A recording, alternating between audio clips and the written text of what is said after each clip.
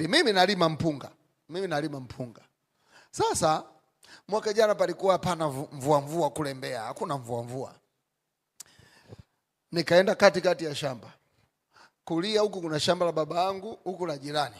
Nikaenda katikati ya udongo nikasema, Yesu, katika eka hizi naomba gunia kadhaa kwenda juu, kadhaa. Wakacheka wakasema, mvua zikiwepo huwa tunapata kadhaa. Wewe unaomba nyingi mara mbili. Nikasema kadhaa, nikashika udongo. Nikamwambia, vipi nije kuomba huko kwenu? Wakasema wewe, sisi ni Wakongo huku tangu miaka ya 93 mashamba yanagawiwa na Nafco. Wewe bwana, vipi nije? Maombi yako hapana, labda uombe kiwango kile ambacho watu tunapata. Mimi nilipoomba baada ya mavuno nilivuna mara 2 ya kile nilichoomba, na niliongoza katika ile bloko yote kupata mpunga mwingi kwa mvua ile kwa mbegu zile. Nataka nikwambie nini?